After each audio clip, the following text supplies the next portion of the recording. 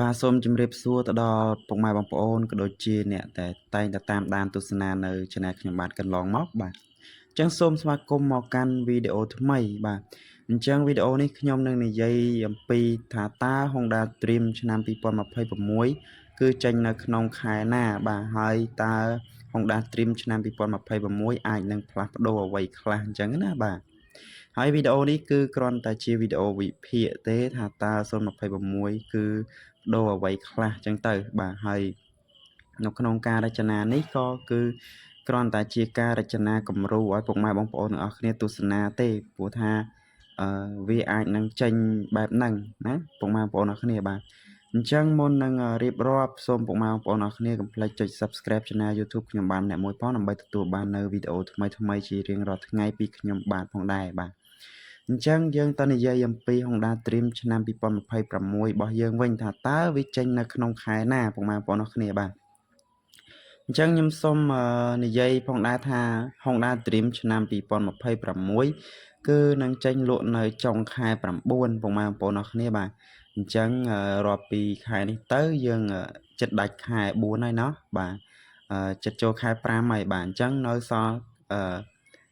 ប្រហែលជា4ខែអីទៀតទេពុកម៉ែបងប្អូនអរគ្នាបាទគិតទៅយើងខែ5ខែ6ខែ7ខែ8ខែ9អញ្ចឹងទៅបាទនៅតែ4ទៅ5ខែទៀតទេគឺនឹងចេញនៅ model ថ្មី Honda Dream ឆ្នាំ2026ហើយបាទអញ្ចឹងចំណុចដែលផ្លាស់ប្ដូរមានតិចតួចទេពុកម៉ែបងប្អូនអរគ្នាដោយសារតែស៊េរីឆ្នាំ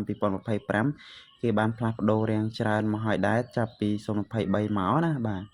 អញ្ចឹងចំណុចដែលគេផ្លាស់ប្ដូរនោះគឺទី1បាទតែមអមតួបាទតែមអមតួឆ្វេងស្ដាំហ្នឹងគឺគេផ្លាស់ប្ដូរតែមរចនាបថថ្មីបាទទី2គឺតែមខាងមុខបាទតែមខាងមុខហ្នឹងគឺក៏រចនាថ្មីដែរហើយមួយទៀតនោះគឺតាប់ឡូបាទតាប់ឡូក៏រចនាបែបថ្មីដែរបាទផ្ទៃកុងទ័រណាពុកម៉ែបងប្អូនអរគ្នាបាទហើយចំពោះគម្របស៊ីម៉ាំងអាចនឹងមានការកែប្រែរចនាអក្សរខ្លះៗបាទមិនកែប្រែទាំងស្រុងអីទេបាទហ្នឹងហើយហើយចំពោះភ្លើង LED ខាងមុខគឺរក្សារូបរាងដដែលទេសញ្ញោមុខក្រោយឆ្វេងស្ដាំហ្នឹងគឺរក្សារូបរាងដដែលពុកម៉ែបងប្អូនអរគ្នាបាទហើយចំពោះអាវអមតួអាវអីហ្នឹងគឺរក្សារូបរាងដដែលទេបាទទំហំសម្បកកង់ក៏ដូចជាខ្នងកង់ក៏រក្សារូបរាងដដែលដែរពុកម៉ែបងប្អូនអរគ្នាបាទហើយចំពោះបូមមុខបូមក្រោយក៏រក្សារូបរាងដដែលហើយចំពោះម៉ាស៊ីនក៏រក្សារូបរាងម៉ាស៊ីនដដែលបាទហើយនឹងប្រើប្រាស់ប្រព័ន្ធប៊ិចសាំងដដែលឬក៏ហៅថា PGM FI ណាបាទដែលជួយកាត់បន្ថយការចំណាយសាំងបានច្រើននិងជួយកាត់បន្ថយផ្សែងពុលបានច្រើនបាទហើយធ្វើឲ្យកម្លាំងម៉ូតូហ្នឹងគឺងាយស្រួលនៅក្នុងការបញ្ឆេះផងដែរបាទអញ្ចឹងសម្រាប់ឈ្នាន់ប្រាំងគឺឈ្នាន់ប្រាំងក្រូមេដដែលចង្កឹះលេខក៏ចង្កឹះលេខក្រូមេដដែលមករវេនធាក់ក៏មករវេនធាក់ដដែលដែរ